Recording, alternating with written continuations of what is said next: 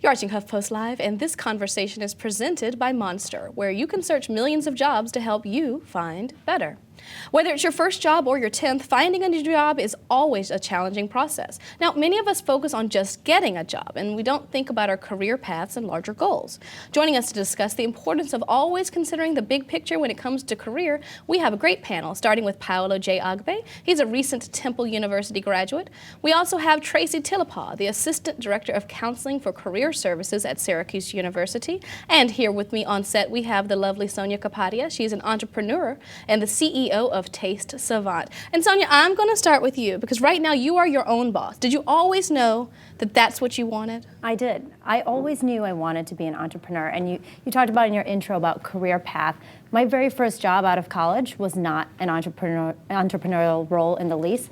But what I did was try and be pretty strategic throughout my career on getting the necessary experiences and skills I needed to make me a successful entrepreneur. So it took me about like 7 jobs to get where I am today, but it was very strategic on the path that I set myself on straight out of college. And even though some of the jobs in between, some of the jobs that you had might not seem strategic on paper, it was the learning experience that put you on the path to being the CEO and being the big success that you are. That's exactly right. I knew I wanted to work in the technology space, and as I was going through my career, I didn't have tech experience, so I took a job that provided me with tech experience. I needed roles that would allow me to become a better manager and a stronger boss. I took numerous jobs that allowed me to do that. So every single role I took was in efforts to broaden my skill set and broaden my horizons to make me a more efficient entrepreneur. All right, PJ, you are fresh out of college, so I hope you are listening to what Sonia is saying because she is a great role model for you. You have been on the job hunt, right? And we just found out some news. What happened just a couple of days ago?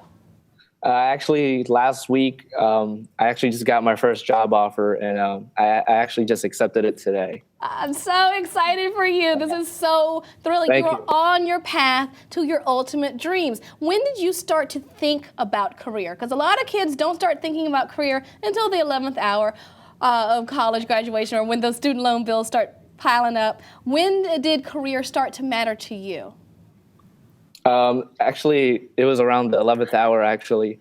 But all jokes aside, it was like around like my junior, senior year when like I just started realizing, hey, I'm about to graduate and I need to start thinking about my career path. And that's when it just hit me like, hey, I need to like improve on myself, my resume, and just motivate myself to like find like the career path that I want to be in. So that's when it kind of started. Love that. That's great. Congratulations. Thank you. So, I mean, talk about at the 11th hour, right? I mean, what changed in your mindset? What got you motivated to figure out, okay, what's the first step I need to get to help me get to the place I eventually want to be career-wise? Well, it was just I was just going through a lot during my life, and like I just started realizing, like my peers were just like a lot of my older peers that I looked up to were just starting to get a job, and I had to think about it for a second. And I'm like, what am I doing with myself in school? Do I just want to go to school and go home right after, or do I want to like get involved with the community and establish some roles that that would build myself to become a leader? I think that's so important what you just said. All of these things, you looked at your peers, you worked through your emotional aspect of what you want your career to be, what you want your life to be like. One thing you didn't mention that I think a lot of people need to know is that there are people who can help you. It's not just your friends. Tracy, I want to bring you into this conversation because as a career services counselor at a university, a huge university, in fact, Syracuse University, how important is it for students to start the conversation about what they want out of a career and what concrete steps they can take to figure it out?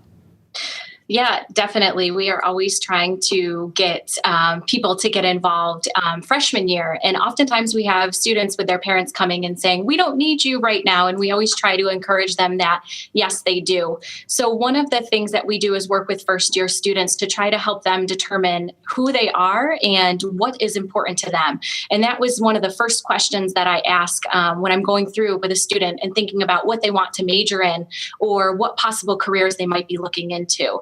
Because that question is so central to the world of work and how they might then figure out how they fit into that.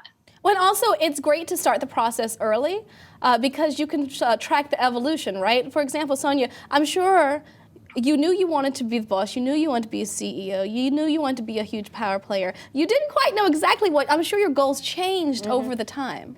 That's absolutely right. And I took Tracy's advice when I was in college, so I went to all of those resume workshops and any opportunity I had to get exposure and experience from our career services team. And I set myself out on this path. Okay, what was my first job straight out of college? I worked at a large consumer products company, PepsiCo, and I gained strong skills in marketing.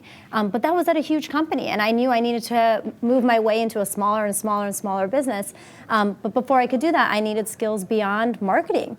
So I went and got my MBA, which allowed me to gain knowledge and experience in other areas I'd never worked in, like finance, accounting, and things like that.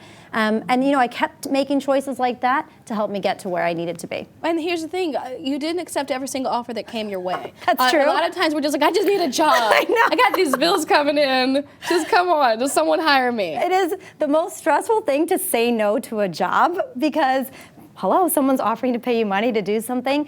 But I was always very careful about saying yes or saying no or saying yes to the right jobs and saying no to the wrong jobs. And even if that delayed my search process for the next perfect role, I was always very careful to stay focused on where I needed to be and say no to a lot of opportunities that did come my way. PJ, you know all about that. We're not just talking about people at higher levels. Even you at the beginning of your career have had to turn down positions. Correct. It's actually a difficult decision to make, especially when it's like your first offer.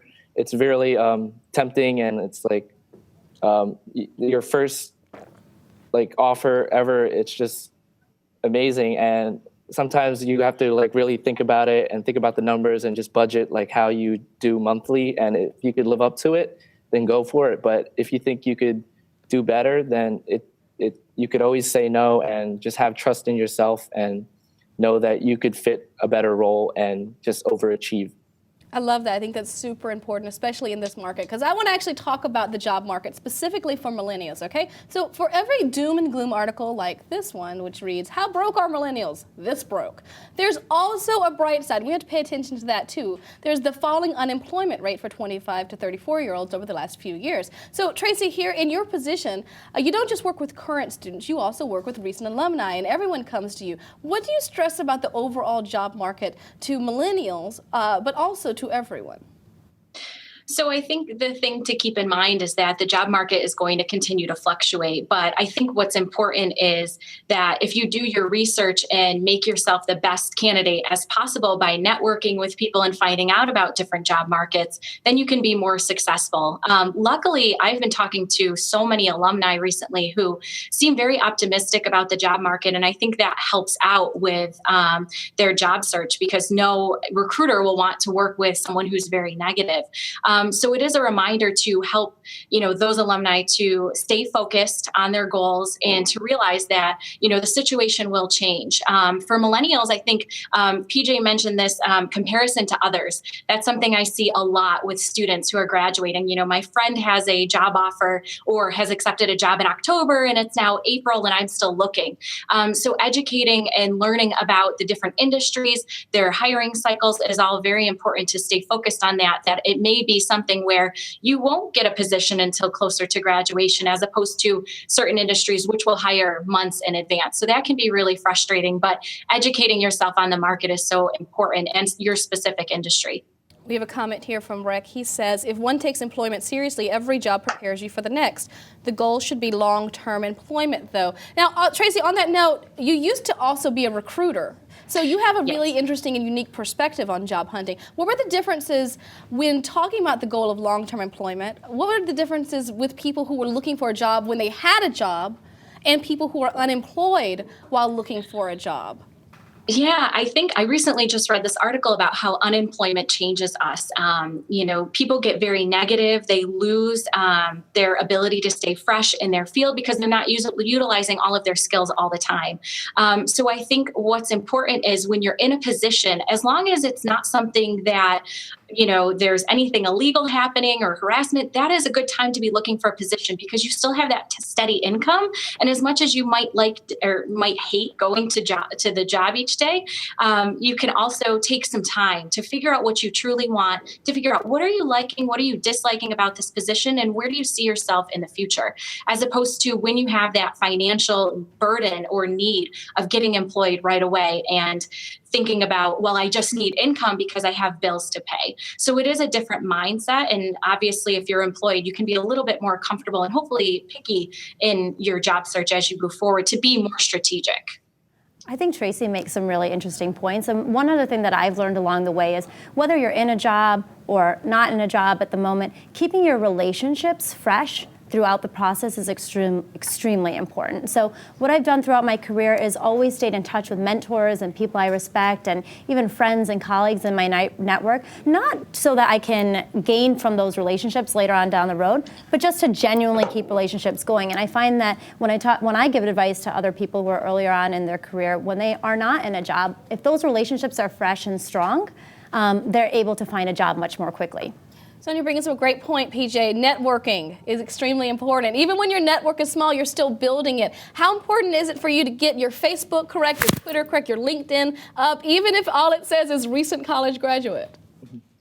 I can't stress enough on like how important social medias are to like the job process and just yourself in general, because like I utilize LinkedIn and a lot of other social networking sites to like gain information about like potential interviews that I would have, or just like even like people who are already far advanced in their career. And like I tried to reach out to them and just ask them for advice. I'm not asking for like a job or anything. I just wanted to know like hey, I really admired how you shaped your career path. Is there any advice you can give for a young recent grad like me?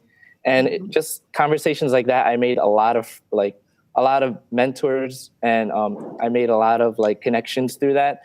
And it was really an advice that I got from a lot of like older people through mixers that I went to, but it all paid off in the end, you know. Here's the thing, Tracy, we'd be remiss if we didn't end with a big no-no that you've seen in your time as a hirer and a helper. You don't have to name names, but what's the biggest faux pas you've experienced? I think the main key thing is you're on the interview from the second you land on that company's property until you end. One time we had a gentleman after an interview go to the parking lot and change in the middle of the parking lot right behind his car. And there was a whole line of windows. This was when I was working as a recruiter. So by the time he was done changing his shoes and taking his tie off and changing his jacket, I probably had called over about 15 of my coworkers to watch. So that was a pretty funny afternoon for us. Oh my goodness. Well, okay, everyone, now you know what absolutely not to do and kind of what to do. Sonia, Tracy, PJ, thank you so much for joining me. Now, everyone watching, there's plenty more about this topic in our resource well below. And remember, this conversation has been presented by Monster, where you can search millions of jobs to help you find better.